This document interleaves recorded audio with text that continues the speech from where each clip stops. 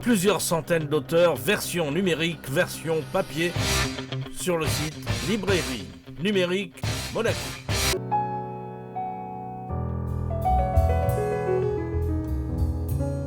Nicole Gibelin nous offre dans son ouvrage le portrait de la comtesse de Barranquilla. Cette femme fantasque, extravagante et amoureuse de tous les excès.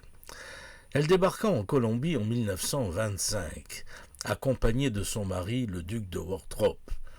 Ce dernier avait été mandaté par les États-Unis pour y construire la première usine de Coca-Cola. Et précisément dans cette ville, Barranquilla, qui est sur la bordure caribéenne, donc pas très loin de Carthagène, une magnifique ville classée au patrimoine de l'humanité.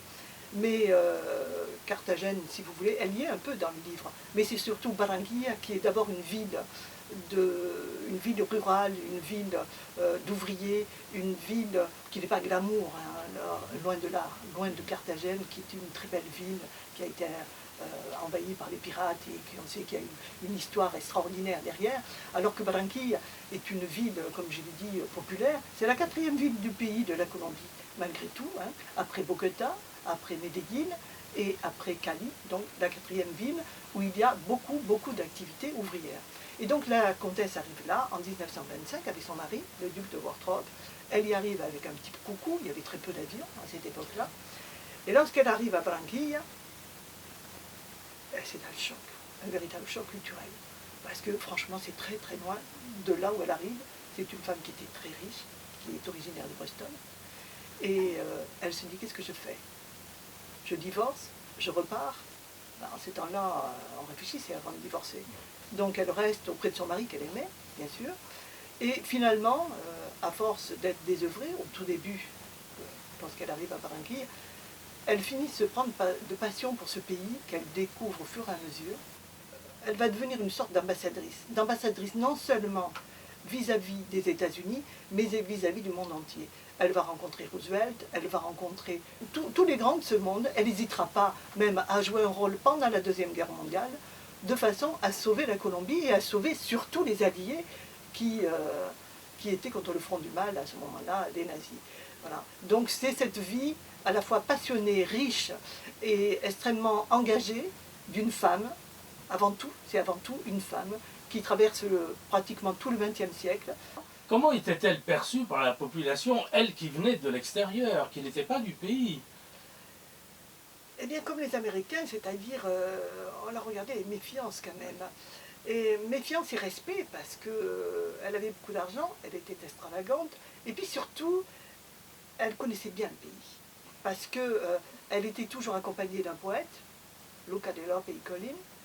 Elle avait un nombre incalculable de muchachas, et ce, par la faute, on peut dire, de son mari, puisque son mari trouvait qu'elle avait besoin d'être entourée de beaucoup de monde, vu que c'était une femme multiple, qui avait de multiples facettes et de multiples possibilités, et donc il fallait tout un personnel à sa mesure, d'où elle a eu jusqu'à près de 40 muchachas. Voilà. Donc elle a vécu une vie de rêve, elle a fait beaucoup de tours du monde, parce qu'elle pensait qu'elle ne pourrait pas s'acclimater à Barranquilla. En réalité, Barranquilla l'a absorbée au point qu'elle est devenue une légende. Alors, vous qui l'avez rencontrée, vous l'avez connue, elle était facile d'abord? Je l'ai pris par surprise. On m'avait dit que la comtesse à Coca-Cola... On l'appelait comme ça, la comtesse Coca-Cola. Oui, ou tout simplement, quelquefois, la Coca-Cola. Hein, on n'allait pas chercher plus loin. Elle a tellement été surprise par cette demande, et puis me sachant française, elle s'est dit, bon, je vais passer un petit moment avec cette Française qui va sûrement... Parce qu'elle avait dans les 85 ans quand même, à ce moment-là. Hein.